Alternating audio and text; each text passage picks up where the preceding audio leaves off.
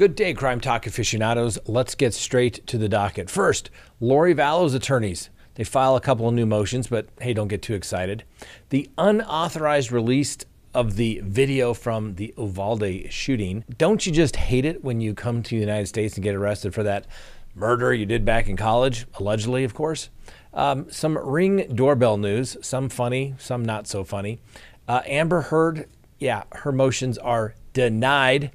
Caitlin Armstrong gets a little bit of good news, and we got some new details. You know, she's the one that fled the country, that little love triangle. And then finally, our dumb criminal of the day. Let's talk about it.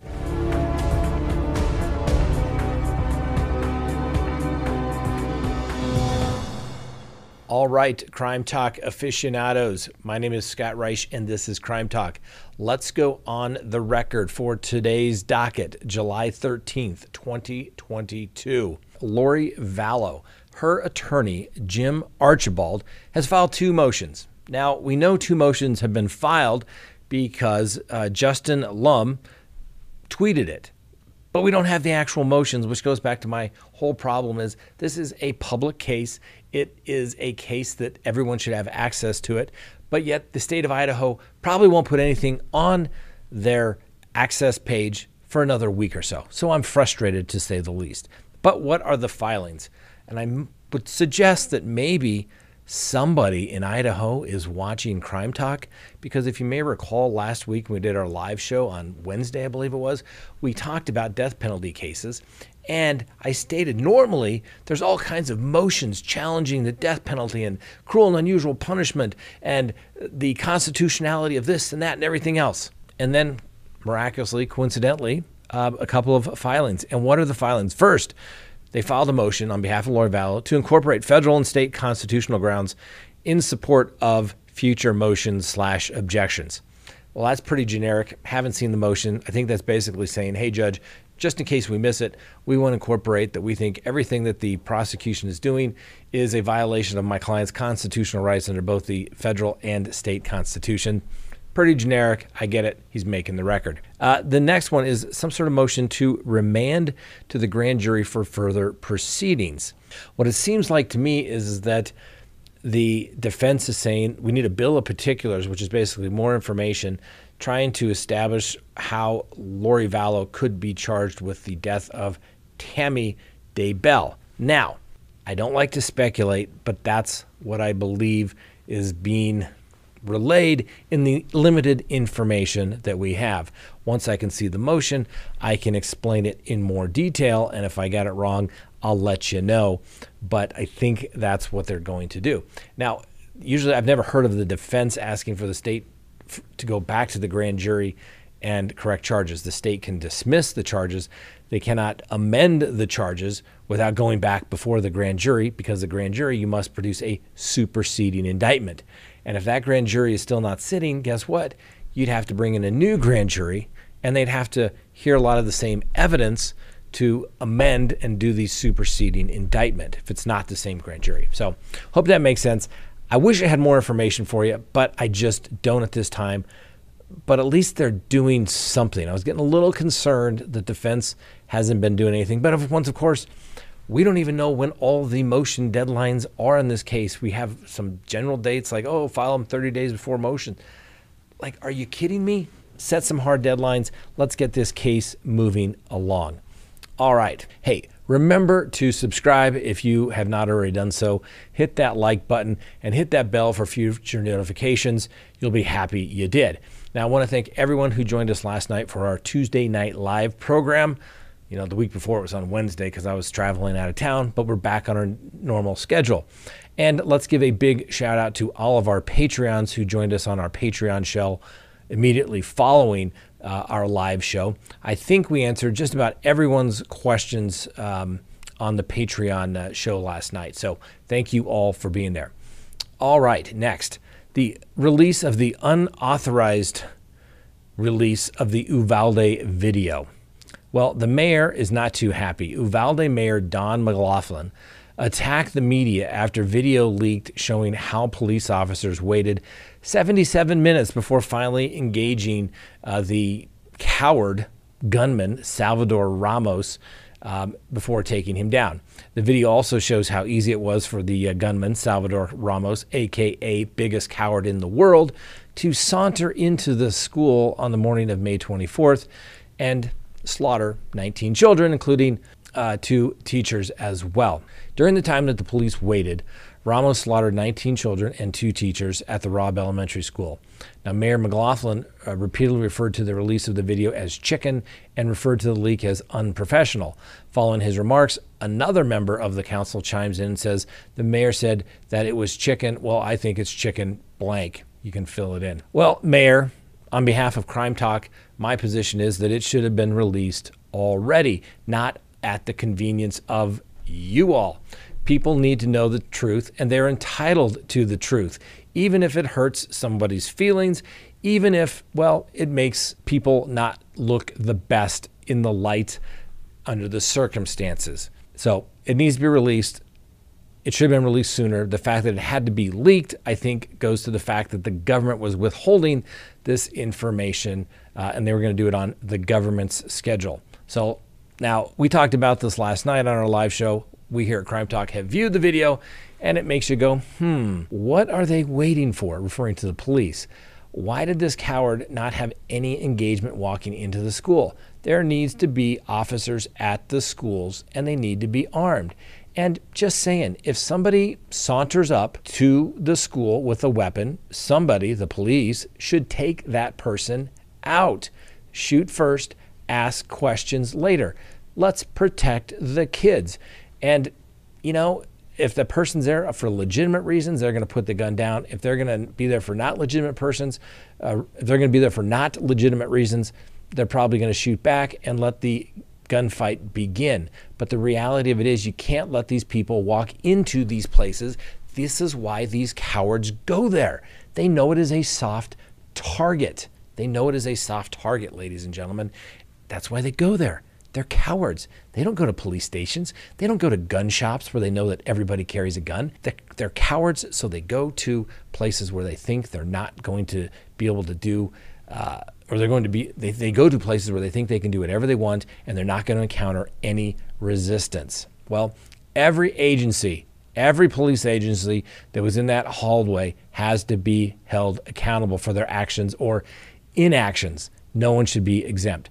So we're not going to play the complete video. We'll put it up somewhere, either on our Patreon page or at scottreich.com, because I think basically they'll take it down. But we can put up some pictures from it or some brief video. But the video begins at about 11:28 a.m. from the point of view of a camera in the Robb Elementary School parking lot. It shows that coward, Salvador Ramos, violently swerving his car around a corner and crashing his car into a ditch. In the distance, a plume of dusty smoke emerges from the crash scene. You see 2 unknown men approach the car. Ramos responds by firing shots at them. The 2 men run for their lives across the road and toward Robb Elementary School. 2 minutes later, a teacher is heard telling a 911 operator, "I do not see him. I cannot see him." The camera switches to a camera pointed at Robb Elementary School. She says, "The kids are running. Oh my God." Her voice breaks in desperation as she cries, "Oh my God." Shortly after that, Ramos fires off random rounds at the school from the parking lot. The teacher instructs the students to get down, get in your rooms, get in your rooms. The camera switches again to footage captured by a witness who recorded Ramos calmly walking into the school carrying his rifle. Within the same minute, the camera switches to surveillance video from inside the hallways of the Robb Elementary School, and as he begins to disappear down a wide hallway, he drops his gun by his side to brush back his hair en route to classrooms 111 and 112, where the massacres unfold. Now, from the foreground, a young boy comes into the shot. He turns the corner, stands frozen for a second. Next, loud gunfire is heard. The boy can be seen running away with his arms flailing. Now, a message appears on the screen saying the gunman fires his rifle inside the classrooms for 2.5 minutes.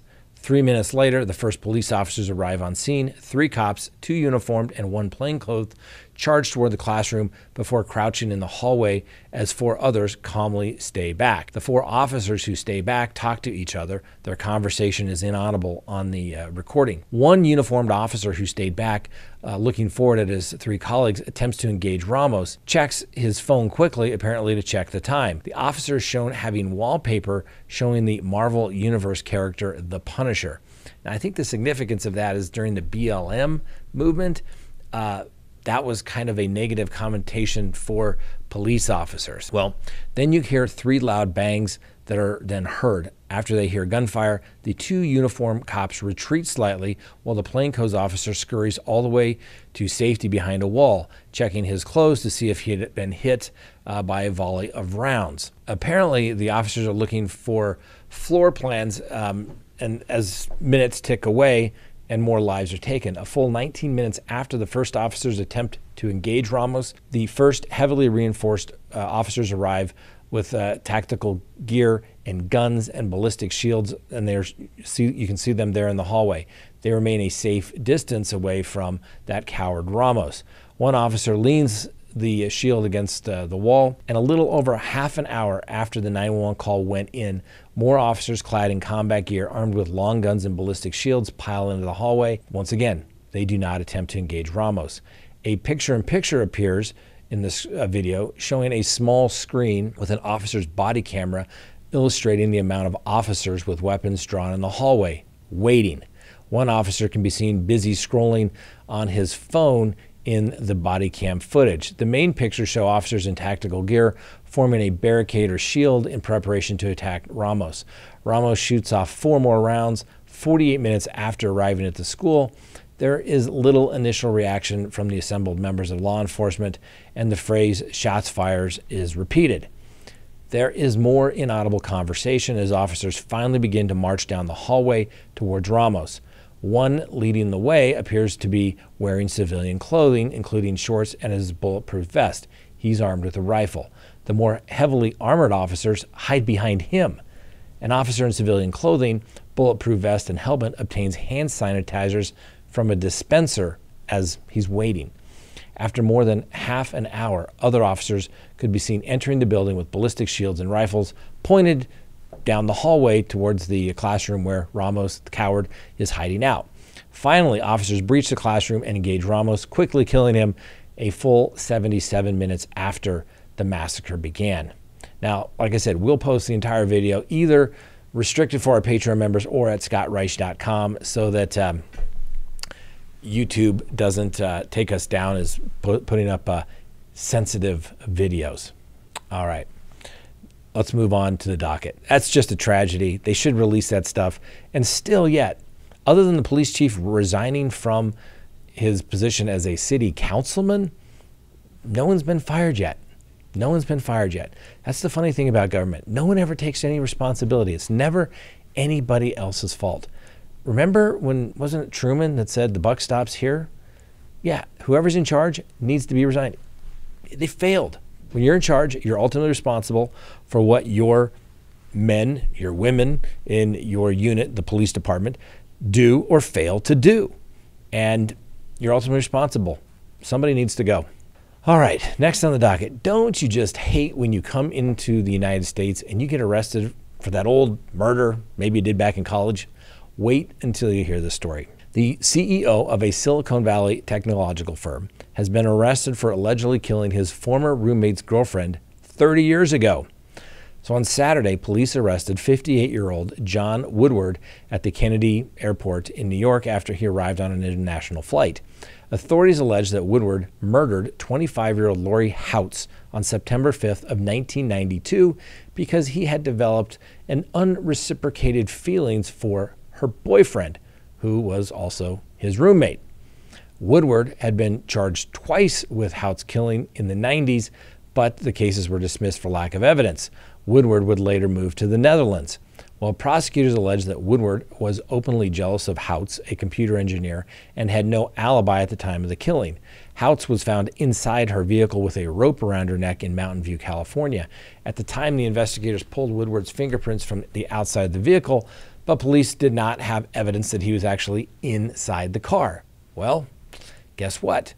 that all changed after a little advanced technology allowed police to identify DNA on the rope and link it to Woodward, who, up until his arrest, was president and CEO of ReadyTech, which makes online training tools. Woodward is charged with murder by strangulation and is being held in New York until he can be extradited back to California. If convicted, he faces up to life and prison. All right, let's talk some Ring doorbell video stuff, okay? First story. I understand trying to solve a mystery, but sometimes you don't have to taste the evidence, okay? An Amazon delivery driver in Pennsylvania allegedly defecated on a public street while out doing his job. Michael Gundy told that the incident unfolded in front of his home on Sunday. Gundy's Ring doorbell camera reportedly caught the Amazon driver exiting his truck and walking to the side where he stays for several minutes before throwing something away and driving off. Well, Mr. Gundy said, quote, "I smelled it and tasted it. I couldn't get that taste out of my mouth for like 2 hours." Gundy told people that he was standing in another man's fecal matter. Anybody would be angry. What? And I want to know is, why is he tasting it? Like, wouldn't it have been obvious? Why would you touch it? Why would you taste it? I mean, Mr. Gundy, I mean, we may have to start a new category for the dumb victim of the day. Like, are you serious? Anyway, Mr. Gundy's granddaughter apparently tracked fecal matter into their car, and Gundy accessed the surveillance footage and confronted the driver, who was still delivering packages in the neighborhood. The driver allegedly denied leaving the poo-stained napkin in front of Gundy's home. Mr. Gundy said, quote, "You left the evidence with your fecal matter on it, my man." Gundy recalled telling the driver, "Nobody else rode by and did that." Well, Gundy reportedly gave the driver a hose to clean up the mess, but the fecal matter got on Gundy's shoes and car. Gundy was on the phone with Amazon customer service for hours, but got no answer. Meanwhile, a company spokesman says the incident remains under investigation. Now, Mr. Gundy, you should just let it go, okay? Because I will now for always remember you as the guy who wasn't sure if it looked like poo, so you touched it and you tasted it. And at that point, you determined it tasted like poo. You can't make this stuff up. I love it. You can't make this stuff up. Like, really? If I see fecal matter on the street, I'm pretty much going to say, I'm going to make an assumption that's probably fecal matter. I am not going to go over and taste it. Like, are you kidding me? I don't like picking up my own dog's poop, but I'm certainly not going to taste it to see if it's really dog poop. Are you kidding me? Oh my God. All right. In some more Ring doorbell news, Amazon could be acting as an agent for the government. That's right, the police, and engaging in illegal searches of your Ring camera video. So Amazon has admitted handing over Ring doorbell footage to law enforcement at least 11 times this year without the owner's knowledge. The company was quizzed by U.S. Senator Ed Markey over a cozy relationship with both law enforcement and government agencies and proposed potential reforms. But Amazon's vice president of public policy admitted that there have been 11 instances of content sharing without a search warrant or the owner's permission. Now, Brian Huseman, Amazon's vice president of public policy, said Amazon would not agree to never accept financial contributions from policing agencies, never allow immigration enforcement agencies to request Ring recordings, and never participate in police sting operations. Huseman also said that Ring can hand over footage in emergencies despite advertising that their policy is not to share anything without permission or a judge intervening. In a statement, they stated, so far this year, Ring has provided video to law enforcement in response to an emergency request only 11 times. In each instance, Ring made a good faith determination that there was an imminent danger of death or serious physical injury to a person requiring disclosure of information without delay. Despite the good faith belief being included in their fine print, this is the first time the company has admitted to actually handing over the footage because of the stipulation. Amazon has also launched Ring Neighbors, which allows users to sign up and post their footage to an app, which is also accessible to public safety agencies. Now, there's more than 1.4 million Ring doorbell cameras that were sold in 2020.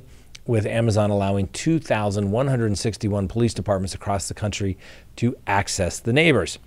That is a government search. Ladies and gentlemen, my position is get consent, get a warrant.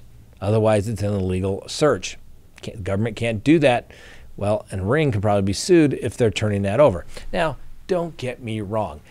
I think this is an absolutely interesting investigative tool. When my bikes were stolen from my garage, we reported it to the police. We had a Ring doorbell that wasn't working at that particular time. It has since been replaced. But the officer sent out a link to the people within a certain neighborhood area, a block or so, requesting that you hit the button and that you could consent to having your video sent to the police officer during a particular time frame to see if they could find the culprits. It's absolutely ingenious. The problem is apparently it's a very low response rate where people like maybe 3% actually respond to the police officers and say, yes, go ahead and take a look at that. But remember, the government can't just go looking whenever they want to. And that's the problem when all this information is retained. The police say, well, we get it, let's go look at it. And then they say, oh, maybe we'll go get a search warrant, which is great. But what if they accidentally access other things that shouldn't be being looked at? It's an illegal search. Interesting issue. You know, am I too upset that 11 incidents where they believe that someone was in imminent danger? A court's probably going to be okay with that. However, you know, there's no imminent danger exception in the Constitution. Just saying. All right. As a quick reminder, you can listen to Crime Talk anytime by listening to us on any of your favorite podcasting apps. That includes Apple, Spotify, as well as Audible. So go check us out. Amber Heard denied. This is going to be real quick. The judge denies all of Amber Heard's post-trial motions to have the verdict of her defamation trial against Johnny Depp thrown out and the case retried after the actress claimed a juror was illegitimate. As we predicted, all of her motions would be denied. Let the appeal begin. Let the appeal bond be posted or pay up or file for bankruptcy, but it's time to move on. Caitlin Armstrong.